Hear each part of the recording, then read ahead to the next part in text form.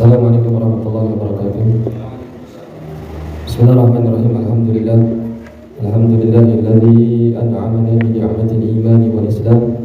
Asyhadu an la ilaha illallah wahdahu la syarika lah wa asyhadu anna sayyidana wa maulana nabiyyana Muhammadan abduhu wa rasuluhu la nabiyya wa la rasula ba'da.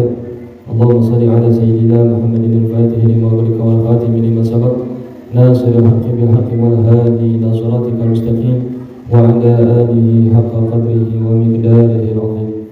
Amma ba'd, fa ya ibadallah, usikum jami'an wa nafsi bi taqwallah wa bi ta'ati Rasulillah sallallahu alaihi wasallam faqad faza al-muttaqun. Rabbi shrah li sadri wa yassir li amri wahlul 'uqdatam min lisani yafqahu qawli. Alhamdulillah, bersyukur kita kepada Allah Subhanahu wa taala yang dimana malam hari ini kita semua masih diberikan nikmat, utamanya nikmat iman wal Islam, begitu juga nikmat sehat wal afiat, sehingga kita bisa berkumpul kembali di tempat ini setelah kita menyelesaikan puasa selama 2 hari. Mudah-mudahan puasa yang kita kerjakan diterima oleh Allah Subhanahu wa taala, mendapatkan pahala yang berlipat-lipat dari Allah Subhanahu wa taala. Mudah-mudahan kita semua senantiasa diberikan kekuatan baik lahir maupun batin untuk senantiasa beribadah kepada Allah Subhanahu wa taala.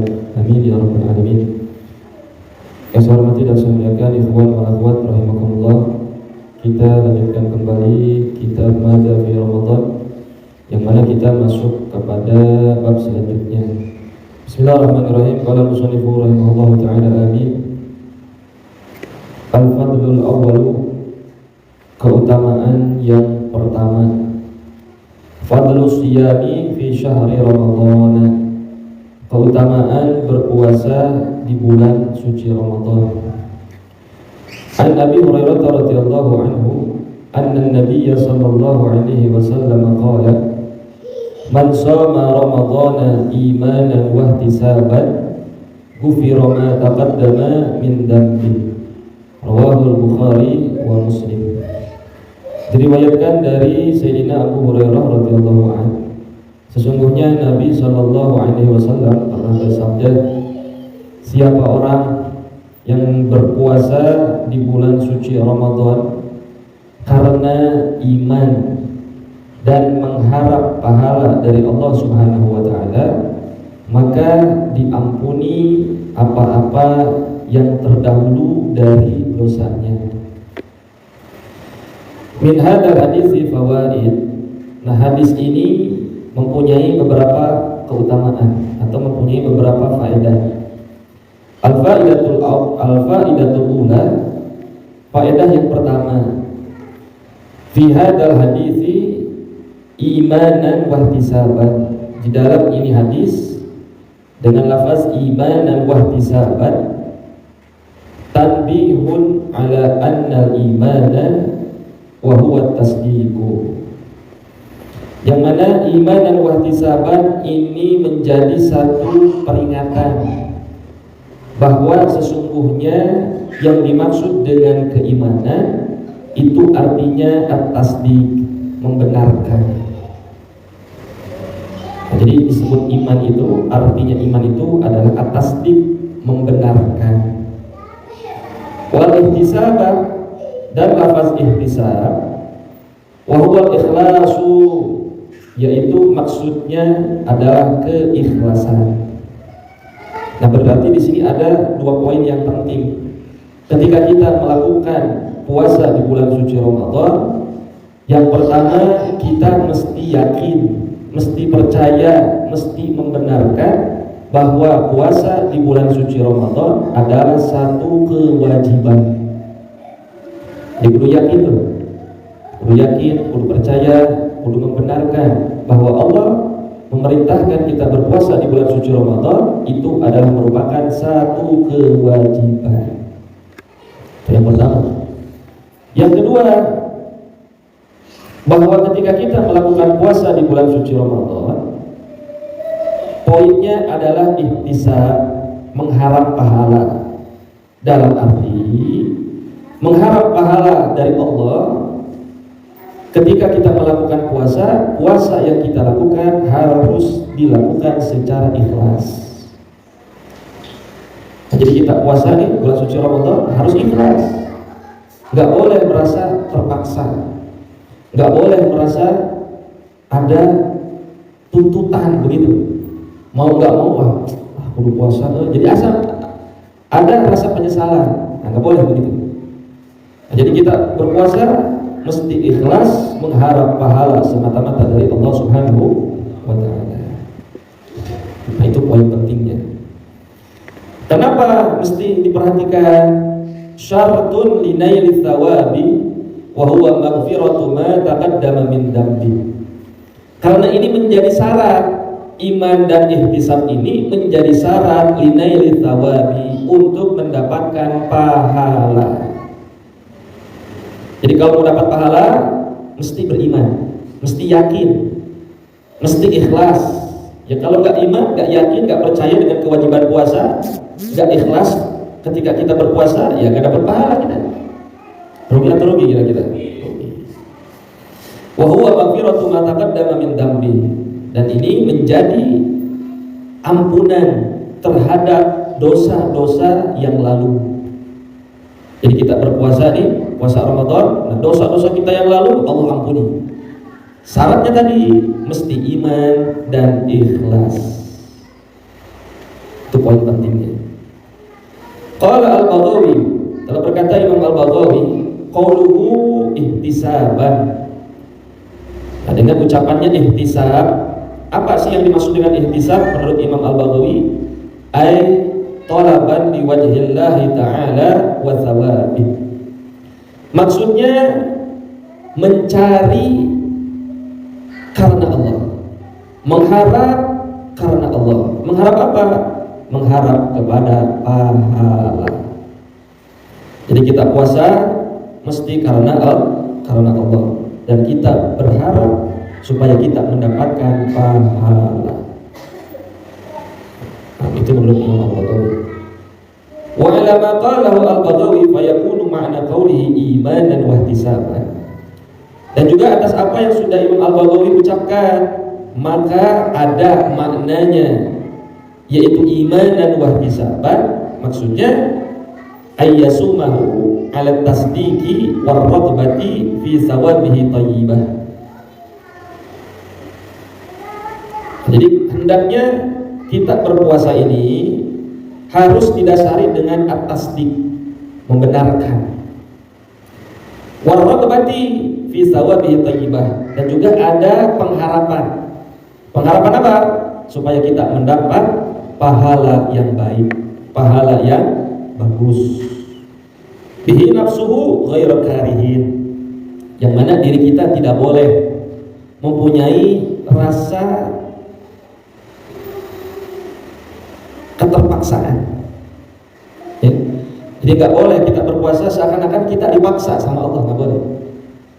Nah kalau kita puasa merasa kita dipaksa sama Allah, nah, pahala tadi nggak dapat kita. Percuma kita berpuasa kalau begitu. Rugi atau rugi kira-kira? Ya. Jadi nggak boleh merasa terpaksa kita, atau merasa dipaksa sama Allah, nggak boleh ada pikiran begitu. Wala mustafkilin bisyamihi, dan begitu juga jangan merasa berat berpuasanya itu.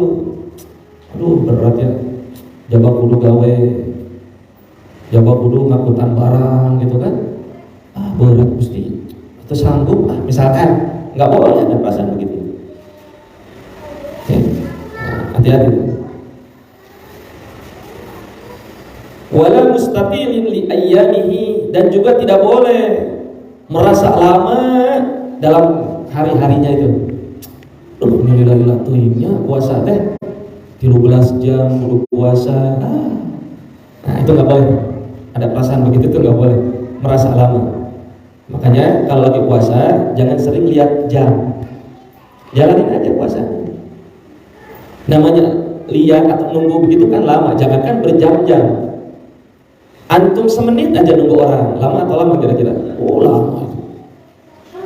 Kesel kan segala macam, wah, nah, nggak usah ditunggu. Jadi nggak boleh merasa lama. Lakin yaqtani mutula ayyamihi li azmi thawabi, akan tetapi manfaatkan waktu yang lama itu bi azmi sawabi, untuk mendapatkan pahala yang besar. Nah, jadi manfaatkan waktu yang lama itu untuk mendapatkan pahala yang besar. Mumpung nih kita di bulan suci Ramadan. Nah, kira-kira apa nih di hari sekarang yang bisa nih kita dapat pahala yang banyak nih, yang besar? Oh, rajin tadarus, baca Quran, wirid, zikir, sedekah. Kumpulin tuh pahala sebanyak-banyaknya, mumpung ada di bulan suci Ramadan. Jadi manfaatkan bulan Ramadan ini. Jangan berleha-leha, jangan menganggap biasa-biasa saja, jangan. Manfaatkan betul, karena di bulan Ramadan pahala dilipat gandakan oleh Allah Subhanahu wa taala. Qala al-Khattabi wa dzakarahu al-Hafiz Ibnu Hajar fi Fathil Bari. Nah, ini telah berkata Imam Al-Khattabi dan juga telah menyebutkan penjelasan ini oleh Al-Imam Al-Hafiz Ibnu Hajar di dalam kitab Fathul Bari. Kemudian al-faidatu tsaniyah, faedah yang kedua. Hadal hadis ini ghufira ma taqaddama min dambihi, diampuni apa-apa yang telah lalu dari dosa. Bagaimana maksudnya? Yurshidu ila anna min fawaidi siyami ramadhana kaffaratal khati'ati wadz-dzunubi. Nah, hadis ini menunjukkan sesungguhnya faedah-faedah berpuasa di bulan suci Ramadan, atau keutamaan-keutamaan puasa di bulan suci Ramadan itu sebagai kafaratul khati'at, sebagai penebus kesalahan-kesalahan manusia, wadz-dzunubi, dan dosa-dosa manusia. Itu keutamaan utamanya. Jadi kita puasa di bulan suci Ramadan supaya kesalahan kita diampuni oleh Allah, supaya dosa-dosa kita diampuni oleh Allah. Itu tujuan intinya. Mau apa mau dosa kita diampuni sama Allah? Mau. Hanya orang yang bodoh yang nggak mau diampuni dosanya. Rugi kalau kita hanya menumpuk dosa terus, nggak diampuni sama Allah, rugi besar. Wal muradu bidzunubi shagairu kama qalahu jumhurul ulama. Dan yang dimaksud dengan dosa, nah dosa yang diampuni ini adalah dosa-dosa kecil. Nah, kira-kira dosa kecil kita banyak atau sedikit? Paling sering kayaknya dosa kecil. Nah, jadi yang dimaksud dosa ini adalah dosa-dosa kecil tuh yang diampuni sama Allah menurut jumhur ulama. Wa ammal kabairu, dan adapun dosa-dosa besar, fala yukaffiruha shaumun wala salatun. Dan adapun dosa-dosa besar, maka tidak bisa ditebus dengan yang namanya puasa, dan juga tidak bisa ditebus dengan yang namanya sholat. Jadi dosa besar itu nggak bisa diampuni hanya sebatas kita puasa Ramadan, nggak bisa ditebus hanya sebatas kita melakukan sholat, enggak. Nah, berarti hanya dosa-dosa kan kecil. Wa innama yukaffiruhat taubatun nasuhu awil hajjul mabrur. Dan sesungguhnya dosa besar bisa ditebus hanya dengan melakukan taubatan nasuha, atau melakukan haji yang mana hajinya mendapatkan gelar haji mabrur, bukan haji mabrur. Nah, jadi kalau ngerasa kita punya dosa besar, buru-buru taubat sama Allah. Taubat nasuha di sini taubat yang bersungguh-sungguh, yang betul-betul nih kita tobat sama Allah, janji nggak mengulanginya lagi, janji nggak mau melakukannya lagi. Maka di situ harus ada timbul rasa penyesalan. Kalau hanya sebatas janji nggak nyesel, belum taubatan nasuhnya. Jadi harus betul janji sama Allah, menyesal sama Allah, minta ampun, dan berjanji tidak melakukan dosa besar yang dilakukannya. Nah, itu taubatan nasuhah. Nah, makanya dosa apapun, mau kecil mau besar, jangan bosan untuk kita bertaubat kepada Allah. Mau kecil, buru-buru taubat sama Allah. Jadi jangan dinanti-nanti, ya nantilah gundukeun heula we. Kayak ngespul teh, nah, karena minta ampun, jangan. Khawatir umur kita nggak nyampe, belum sempat minta ampun sama Allah, rugi apa rugi dia? Nah, makanya kenapa Nabi mengajarkan kepada kita kalau sehabis sholat kita disunahkan untuk berzikir, mengingat kepada Allah, kemudian berdoa, minta ampun tuh di situ itu. Supaya apa? Supaya dosa-dosanya diampuni. Jadi jangan habis sholat langsung pergi haji gitu aja, jangan. Manfaatkan waktu itu sama Allah itu. Pererat hubungan kita dengan Allah itu, hubungkan kembali diri kita dengan Allah itu. Jadi mesti taubat dan nasuha. Atau haji mabrur. Haji mabrur ini susah didapat. Enggak semua orang bisa dapat haji mabrur. Jadi sebetulnya gampang kalau mau lihat nih orang ciri-cirinya dapat haji mabrur nih. Sebelum dia melakukan haji, dia jadi orang baik. Jadi orang baik itu bukan sepulang dari haji sebetulnya. Jadi sebelumnya, umpama nih setahun sebelumnya begitu. Oh ini, masya Allah gitu ya, akhlaknya makin bagus, makin cakep, ibadahnya makin rajin, sholatnya berjamaah terus. Tapi ingat, bukan semata-mata kita marah edit haji wae gitu teh, dan edit menjigana moal gitu, jangan. Nah, nanti dilihat tuh setelah pulang dari sana, tetap nggak tuh kebaikan yang dia lakukan sebelum berangkat itu tetap dia kerjakan atau enggak? Kalau enggak, ya berarti mabrur. Oh ternyata jadi sholat berjamaah jadi haji deh. Jadi bangun bisa nggak? Berarti hajinya nggak mabrur. Susah jadi haji mabrur itu. Jadi kalau jadi haji itu gampang, tapi kalau haji jadi itu yang susah. Semua orang bisa jadi haji Pak, asal ada uang. Sekarang 50 juta ada. Atau antum mau langsung 300 juta, nggak pakai ngantri-ngantri 20 tahun bisa berangkat, asal ada duit 300 juta berangkat haji. Gampang atau gampang jadi haji? Gampang. Yang susah haji jadi. Haji jadi itu yaitu mabrur tadi. Nah ini kekhususan ya. Maka kalau orang dia dapat gelar haji mabrur, Allah ampuni segala dosa yang kecil maupun dosa yang besar. Razaqanallahu iyyakum, amin. Setelah lagi al-faedah tsalitsah, faedah yang ketiga.